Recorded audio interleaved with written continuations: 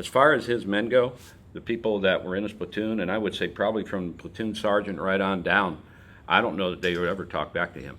He wasn't the kind of officer that was going to take much bullshit.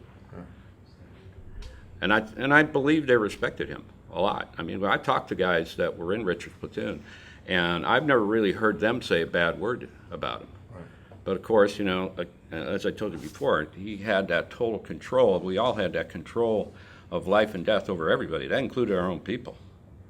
You know, it wasn't just the enemy. I mean, if somebody in our unit did something that warranted him getting killed, it potentially could result in a lot of people looking the other way. Yeah.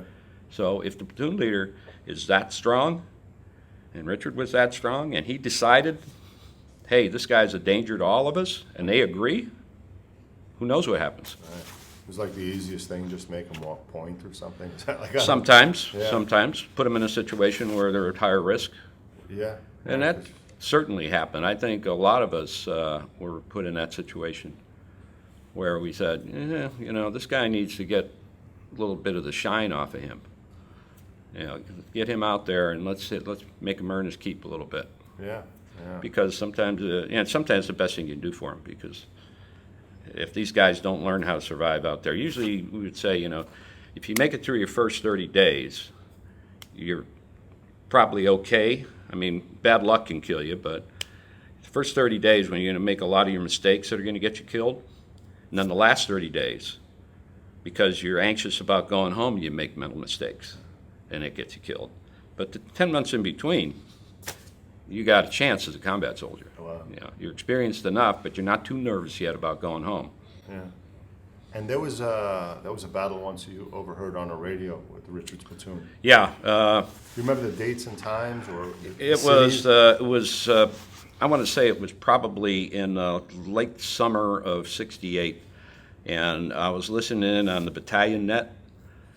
You know, you had different radio nets. You had a company net, you had a battalion net, brigade net. I'm listening on a battalion net this night, and a recon platoon, which Richard was commanding at the time, had come into contact with a large NVA force, which was, I don't know if we ever really determined how big the force was, but it was a lot larger than his recon platoon.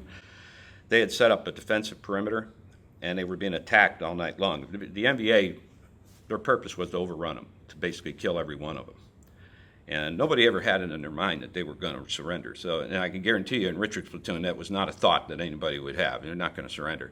And the fight began, and they fought all night long. They fought with everything they had. A lot of them became casualties. In fact, I think probably a majority of the platoon with some type of casualty, either killed or wounded. But in the morning, they came out of it. And the ones that were left, that were still able to fight, had fought all through the night. They killed, I don't want to say 100, but probably close to that of North Vietnamese were killed in that engagement. There was a big pile of NVA dead around them, but they were still there. Yeah. And Richard commanded that whole thing. Nobody could get to him. They couldn't get to him to relieve him. I don't remember the reasons why, that we couldn't helicopter in. We may not have had the aircraft to do it, or for whatever reason, we couldn't get a relief force in there. And he was told to hold position until morning, and he held it. How many people do you think he had that day and under his platoon, from where to where could have been? How many people did he have in his platoon? Yeah.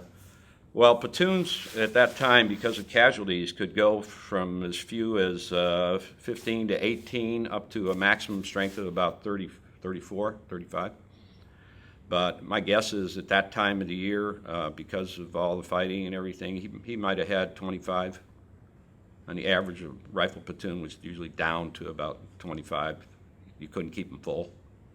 Those 25 guys, what type of weapons were they carrying out in the bush at that time? You carried the same things we all carried. M16, which is a semi-automatic and full automatic rifle, the M79 Thumper grenade launchers, 2 M60 machine guns. He probably did not carry a recoilless rifle. They carried the law, light anti-tank weapons, the disposable, shoot and throw away type weapons, claymore mines, which you put around your defensive perimeters at night, grenades, fragmentation grenades, smoke grenades, white phosphorus grenades, C4 explosive. pretty much standard infantry issue at that time. But you were a powerful force because every guy that carried an M16 probably carried 500 or 600 rounds of ammunition for that thing easily. So the last thing you ever want to do is run out of ammunition. And I'm sure that night he was probably getting close to it. Do you know if there were any airdrops brought into him? Well, I don't believe so. I don't believe so. I heard nothing on the net that night that indicated he was getting any form of relief. And they couldn't have done an airdrop into a tight perimeter like that. You'd probably be giving it to the North Vietnamese. You can't be that pinpoint accurate on an airdrop.